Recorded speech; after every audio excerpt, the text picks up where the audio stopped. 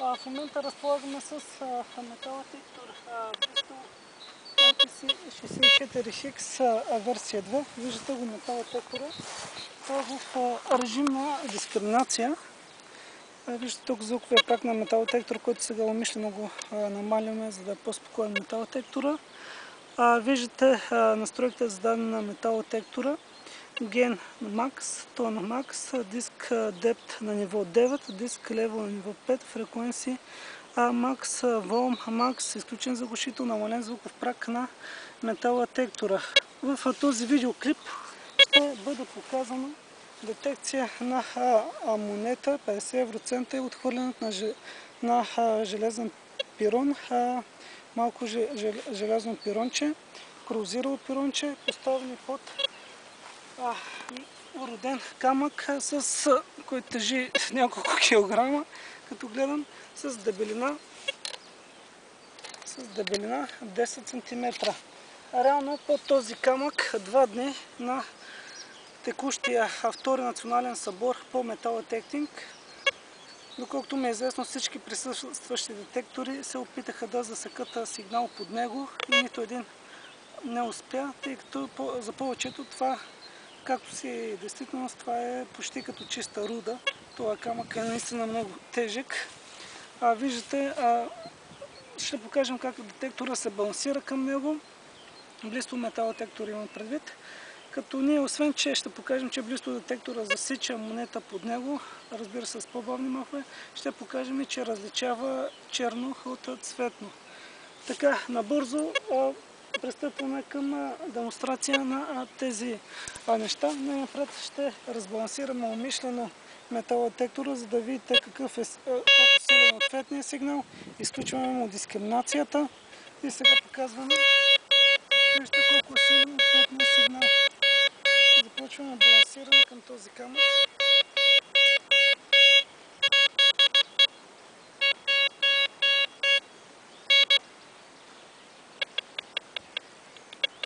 И виждате, тук вече имаме баланс към този камък.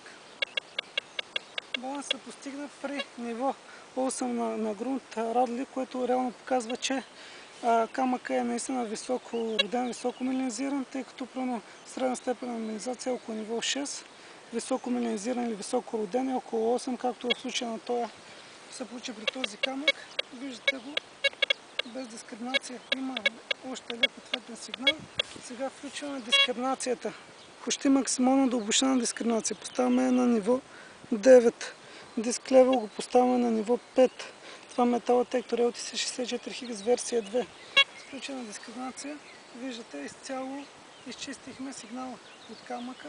Виждате, при каквито и да е движение от този камък, и при къси движения, и при големи движения от този камък няма абсолютно никакъв сигнал.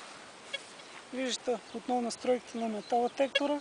Сега ще покажем най-напред детекция на монета 50 евроцента по този камък, или пък защо да не започнем най-напред с 10 евроцента.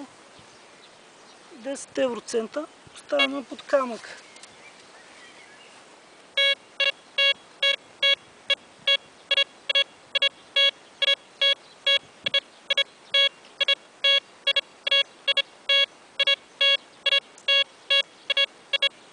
Виждаме почти идеална детекция. Махаме тези 10 евроцента, остава само камъка.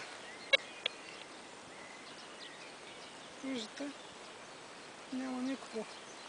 Сега слагаме по-голяма монета, която би трябвало да даде по-добър сигнал. Още по-добър сигнал, 50 евроцента.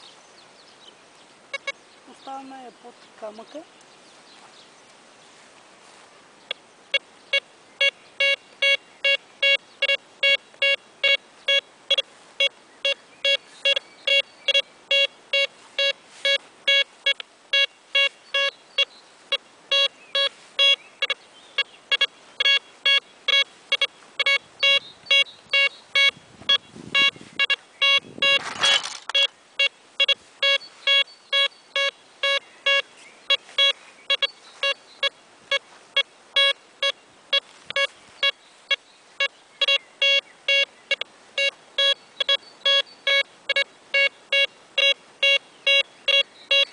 виждате идеална детекция на тези 50% по този високо роден камък. Сега ще сложим и железен пирон, малко железно пиронче под стопанено, по-точно пиронче, силно корозирало под камъка заедно с монетата. Монетата, пирончето. Виждате монета, пирон. Как са сложени. Потискаме ги отново. Казваме, че детектора е в режим на дискриминация. Металодетектора е в режим на дискриминация.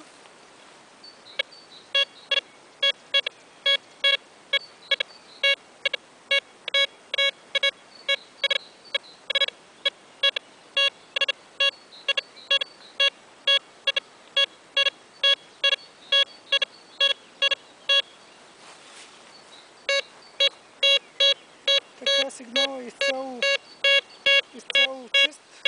В случая пирончето е така удължено. Всъщност защо не го покажем как са? Пирончето, монетата. Пирона, монетата. Значи така имаме идеална детекция. А така детекцията е малко по-затруднена.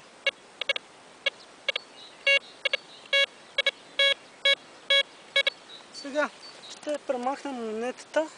Махаме монетата и тук остава само пирончето. Само пирона, ето го пирончето, само пирона е под камък.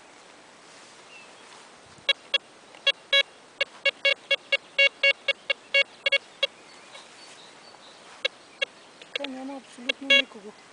Виждате, че въпреки че камъка е високо роден, металодетектора различава черно и цветно. Това е черен сигнал. Ето, заглушава го. Сега поставяме и монетка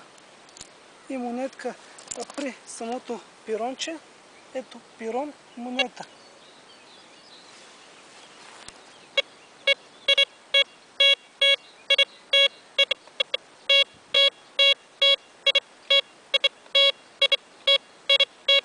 Махаме монетата, остава само пирончето.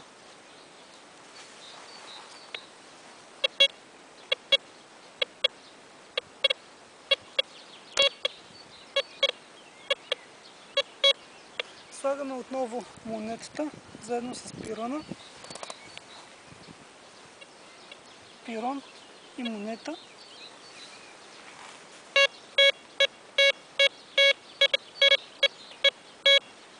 Това беше демонстрация как по този 10 см дебелина силно роден камък металодетектор Blue LTC64X е в състояние да различи черноцветен сигнал и да засече монета, нещо, което другите детектори на събора, поне аз не видях да могат да направят. Махаме под камъка и монетата и пирончето и сега ще покажем отново само камъка, тук няма нищо, че само камъка не издава никакви звуци.